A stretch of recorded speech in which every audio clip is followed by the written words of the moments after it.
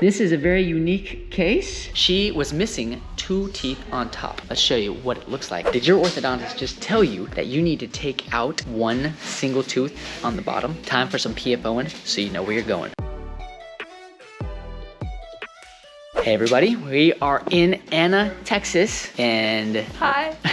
My friend Caroline here, she's actually a very close friend. She is one of those individuals, all right? And she's in the office. She had some crowding to begin with. I'm gonna show you. And we're here together talking about taking out a lower tooth, all right? Now, most of you who have had orthodontists or dentists say like, you're super crowded, you need to consider taking out teeth. You can check out my other video if you haven't heard that before and some of the reasons why. But one of the reasons why you take out teeth is to help resolve crowding. When you're so crowded and you try to make everything just really wide, one of the disadvantages can be that your bones and your gums, they can get lower. Gum recession or bone loss, those can be side effects of making your teeth just really, really wide. So sometimes you consider taking out teeth to resolve the crowding. Well, in Caroline's case, very special. She was missing 2 teeth on top. Basically, we have a canine tooth right here and a canine tooth right here, and then we have our central incisors right here and right here. She was missing her permanent lateral incisors that normally fit right where these canines are. The previous professional decided that because of that, we would perform what we call a substitution, essentially, which is where you take the canines and they substitute in as lateral incisors. You might be like, what? Substitute? Yeah, it's a viable option and it can still have a very cosmetic result. Okay, so this is what Caroline's teeth looked like before. It's kind of a digital model, so her teeth don't actually look like this. They look kind of fake. There's the canine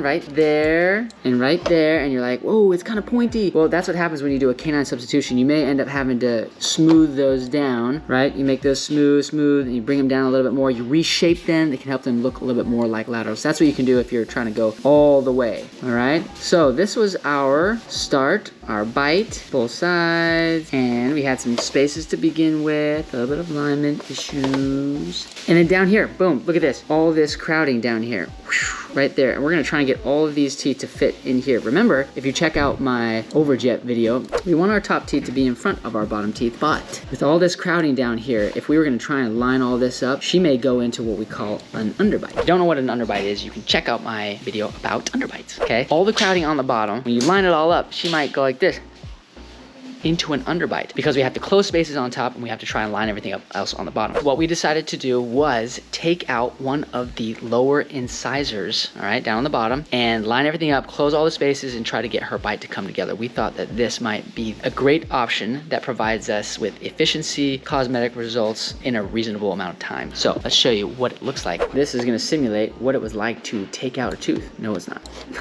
Let's do this one. You see that? Whoa, boom, gone. So we took out a tooth over here, and then we are gonna line up the rest of these teeth with all the Invisalign trays. Look at that, it's happening. Okay, so there's the tooth. We pretend like we're taking it out, and we use the trays to line it all up, just like that. Boom, that is lovely. So that's what it would look like with that. And then we close all the spaces on the top. Okay, so this is after some of the initial trays to get everything to come together and line up. This is where we got to after the first few sets of trays, all right? Where the tooth was, remember? Tooth was there. Look how crowded that was. And then we use the aligners to line us up more. Okay, so as you can see here with Caroline, right? These are essentially what the trays should look like. Smile really big and open just a little bit. We just put these are new trays, but even look at that. Sometimes the new trays, you get more space in between the tooth and the tray, but generally speaking, she has done a really good job making all of her trays fit her teeth. Okay, we're gonna take these off. Open for me.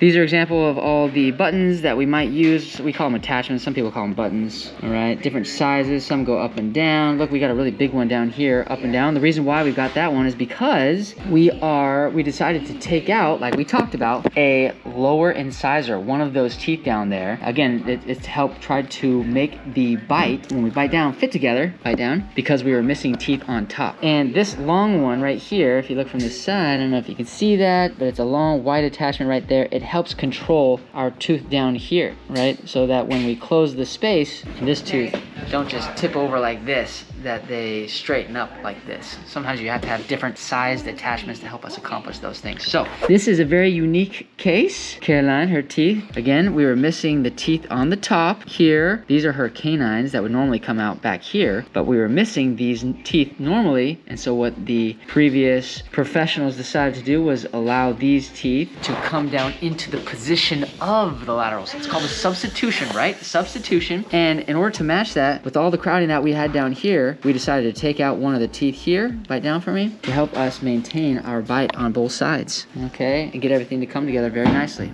Right? It's not something we do all the time, but it is a very viable option that many orthodontic professions have used to try and relieve crowding, right? And to help make the bite still come together in a reasonable way. So it can be very cosmetic and it can also still be very functional. Caroline has done a great job wearing her Invisalign trays because, especially when you're talking about taking out teeth, whether it's 4 teeth or 1 tooth, whatever combination, is if you're doing the Invisalign and you're trying to take out teeth, is that you have to be so good at wearing those trays.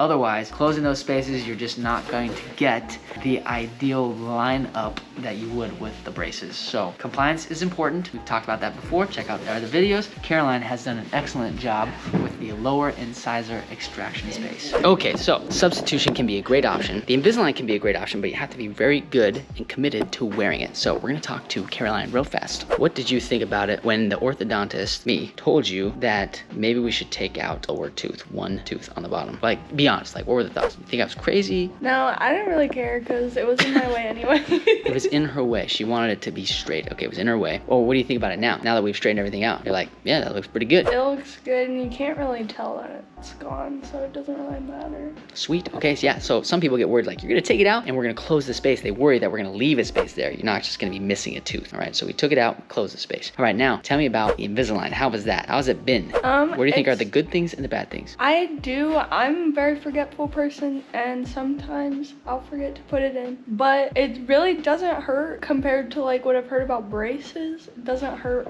at all. Well, it hurts a little bit, but you can just take ibuprofen and it doesn't hurt. So your teeth get sore, your mouth gets a little sore, but it's not like poking and things like that. What about cleaning and eating? I take them out to eat, so it's not really a big deal, and I just brush them with my toothbrush and toothpaste when I brush my teeth. There you go, there you go. Well, Caroline's doing an excellent job with her trays. We're seeing some great changes, great results, made some good choices. If your orthodontist tells you that maybe you should consider some sort of substitution with the canines or even taking out a lower tooth, I mean, you don't have to think that they're crazy. Just hear them out. It could be just the right thing for you. All right, listen, if you like this video, give us a thumbs up. Consider subscribing to the channel so that we can open your eyes to the wonderful world of straight teeth, sometimes taking out a tooth, maybe the lower tooth, to help you get the straight teeth, and of course, you know, substituting canines if you need it, so that we can help you get to the beautiful bite. If you are near the Anna and McKinney, Texas area, come see us so that we can talk to you about straight teeth and beautiful bites. That's all I've got. Just a little PFOing. So you know where you're going. And if you come here, maybe you'll get to see her. Probably not. Mostly me. Okay, Packard out.